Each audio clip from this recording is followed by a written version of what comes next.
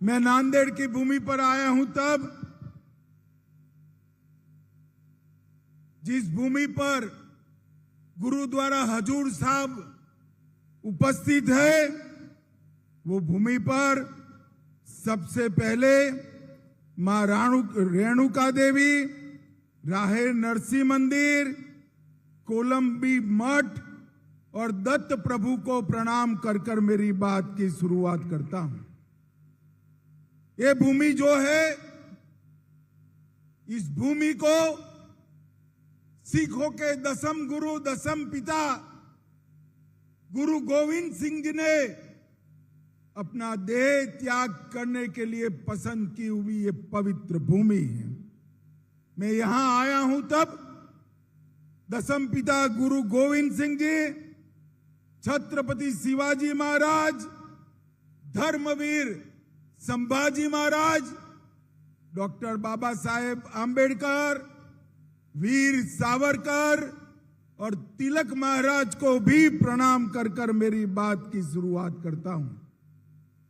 मैं आज इसी भूमि के वरिष्ठ नेता स्वर्गीय शंकरराव चौहान को भी बहुत सम्मान के साथ याद करना चाहता हूं। आज अभी अभी वरिष्ठ ओबीसी नेता नाइक साहब के आदमकद पुतले का यहां पर अनावरण हुआ है। मैं नाइक साहब को भी प्रणाम कर कर मेरी बात की शुरुआत करता हूं। भाई और बहनों, बहुत समय से बैठे हैं आप, मुझे लंबी बात नहीं करनी, मगर कुछ दिन पहले 22 तारीख को पाकिस्तान पुरस्कृत आतंकवादियों ने पहलगांव में अपने निर्दोष यात्रिकों को धर्म पूछकर उनके परिवार के सामने एक एक चुनकर मारने का कायराना कृत्य किया। और उस वक्त हमारे प्रधानमंत्री नरेंद्र मोदी जी ने पटना में कहा था कि कहीं पर भी छिपे हो, ढूंढ ढूंढ कर मिट्टी में मिला दिए जाएंगे। और उस वक्त पाकिस्तान भूल गया कि 15 साल पहले 10 साल पहले यहां कांग्रेस की सरकार थी, वो बदल चुकी है। 11 साल से भारतीय जनता पार्टी की नरेंद्र मोदी सरकार, उन्होंने उरी पर हमला किया, हमने सर्जिकल स्ट्राइक की। उन्होंने पुलवामा में हमला किया, हमने एयर स्ट्राइक की। और उन्होंने पहलगांव में हमला किया, ऑपरेशन सिंदूर कर कर उनके मुख्य ठिकानों को जमीन में मिलाने का काम। सैकड़ों आतंकवादी हमारे हवाई हमले में तहस नहस हो गए। और भाई और बहनों, ऑपरेशन सिंदूर ने हमेशा के लिए पूरी दुनिया, न केवल पाकिस्तान, पूरी दुनिया में एक संदेश भेजा है कि भारत की सेना, भारत की जनता और भारत की सीमा इसके साथ छेड़खानी नहीं करते, वरना नतीजे भुगतने पड़ते हैं, नतीजे भुगतने पड़ते। और मोदी जी ने स्पष्ट कर दिया कि हमारे निर्दोष नागरिकों पर अगर कोई हमला करता है तो गोली का जवाब गोले से दिया जाएगा, उसको माकूल जवाब दिया जाएगा। 7 मई को 1:04 पर 9 आतंकवादी स्थानों को 22 मिनट में नष्ट कर कर उनके हेडक्वार्टर को भी उड़ाने का काम वीर भारतीय सेना ने किया। 8 तारीख को पाकिस्तान ने ड्रोन और मिसाइल से हमले किए, मगर हमारी एयर डिफेंस सिस्टम इतनी पुख्ता थी, एक भी मिसाइल से एक भी ड्रोन भारत की जमीन को छू नहीं पाया, हवा में ही समाप्त कर दिया। और 9 तारीख को जिन हवाई अड्डों से मिसाइल्स और ड्रोन उड़ाए थे, वो पाकिस्तान के एयर डिफेंस सिस्टम और हवाई अड्डों को हमारी सेना के मिसाइल्सों ने पूर्णतया क्षतिग्रस्त करने का काम कर दिया और पाकिस्तान की एयर डिफेंस सिस्टम को खोखला साबित करने का काम किया। और मित्रों, ये ऑपरेशन को मोदी जी ने नाम दिया ऑपरेशन सिंदूर और पूरी दुनिया में संदेश भेजा, हमारी बहनें माताओं का, हमारी बेटियों का माथे का सिंदूर सस्ता नहीं है। इस सिंदूर को कोई क्षति पहुंचाएगा, उसको खून से जवाब देना पड़ेगा। और ऑपरेशन सिंदूर ने फिर से एक बार भारत की अपनी सीमाओं की रक्षा की प्रतिबद्धता को पूरी दुनिया के सामने उजागर किया और मोदी जी ने सिद्ध कर दिया, ये नया भारत है। 2047 में हमें विकसित भारत तो बनना है, पर ऐसा भारत भी बनाना है जिसके सामने कोई आंख उठाकर देख न पाए, ऐसे भारत की रचना करनी। जब ऑपरेशन सिंदूर चल रहा था, तभी एक ऑपरेशन ब्लैक फॉरेस्ट भी चल रहा था। छत्तीसगढ़ में 5000 फुट ऊंची पहाड़ी पर नक्सलवादियों के अड्डों को हमारी सीआरपीएफ, छत्तीसगढ़ पुलिस और बीएसएफ ने मिलकर ध्वस्त कर दिया।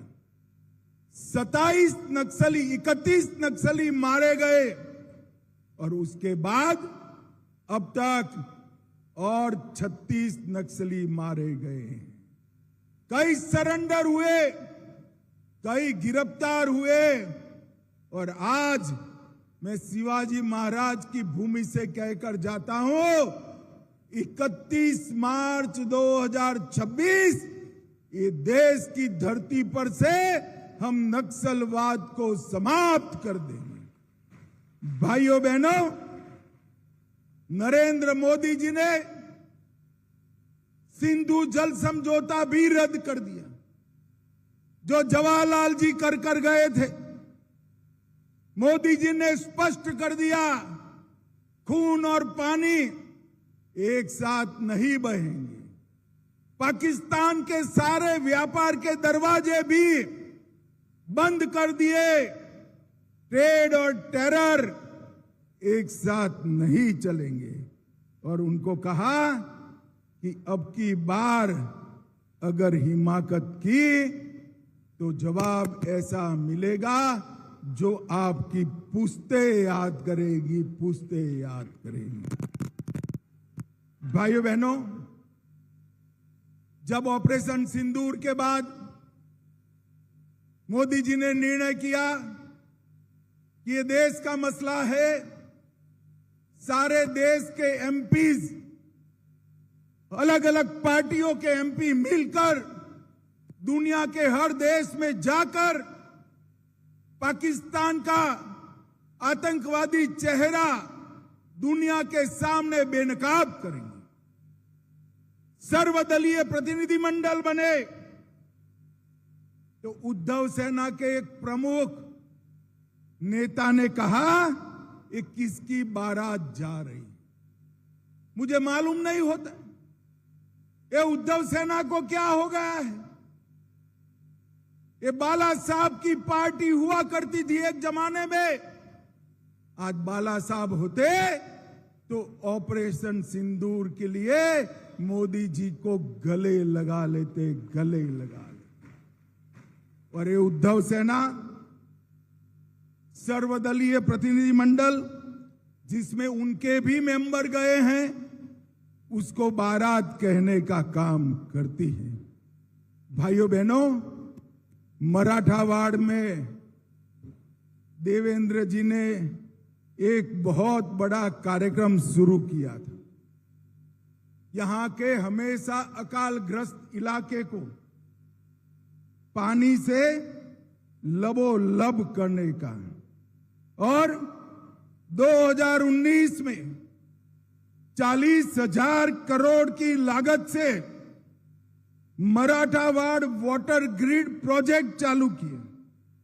11 प्रमुख बांधों को पाइपलाइन से जोड़कर हमारे मराठावाड़ के एक एक गांव में, एक एक खेत में पानी पहुंचाने का काम शुरू किया था। और बीच में धोखा देकर अगाड़ी सरकार बनी, उसने पूरा काम रुकवा दिया। अब देवेंद्र बाबू फिर से मुख्यमंत्री बने हैं। ये 5 साल में मराठावाड़ के एक एक गांव में पानी पहुंचने वाला है। और सम्राट अशोक के समय से हमेशा अकाल को झेलने वाला एक किसानों का प्रदेश पानी से लबोलब हो जाएगा। कोंकण पानी हमारे मराठावाड़ के गांव में, घरों में और खेत में पहुंचे, ऐसी व्यवस्था होगी। आज एक विशेष बात भी मैं करना चाहता हूं। मोदी जी ने अपनी महान मराठी भाषा को क्लासिकल लैंग्वेज ये उपनाम देकर पुरस्कृत करने का काम किया है। कितने सालों से मराठी भाषा को क्लासिकल लैंग्वेज का दर्जा देने की मांग थी। शरद राव कितने साल केंद्रीय मंत्रिमंडल में रहे, एक बार भी कुछ नहीं किया। मोदी जी ने मराठी भाषा को शास्त्रीय भाषा, क्लासिकल लैंग्वेज का स्टेटस देने का काम किया। और आने वाले दिनों में देवेंद्र जी के नेतृत्व में महायुति की सरकार महाराष्ट्र को फिर से एक बार देश में नंबर 1 बनाने का रास्ता प्रशस्त करी। मोदी जी ने तय किया है कि 2047 में विकसित भारत बनेगा। मुझे पूरा विश्वास है कि विकसित भारत बनाने में शिवाजी महाराज की ये धरती, तिलक महाराज और सावरकर की ये धरती का सबसे बड़ा योगदान होगा। और देश में सबसे पहले विकसित महाराष्ट्र बनेगा और वो ही रास्ते पर विकसित भारत बनने का रास्ता प्रशस्त होगा। आज बारिश होने के बावजूद भी आप इतनी बड़ी संख्या में आए। भारतीय जनता पार्टी की सरकार, मोदी जी, देवेंद्र जी का समर्थन किया और ऑपरेशन सिंदूर को अंजाम देने वाले हमारे सेना के जवानों को आपने समर्थित करने का काम किया है। आप सभी का मैं बहुत बहुत धन्यवाद करता हूं। मेरे साथ दोनों हाथ उठाइए, जरा एक बार उठाइए दोनों हाथ। विजय के संकल्प की मुट्ठी भींचे और प्रचंड आवाज से बोलिए, भारत माता की वंदे वंदे वंदे। सभी का बहुत बहुत धन्यवाद। माननीय चंद्रशेखरजी बावनकुळे यांच्या उपस्थितीमध्ये आता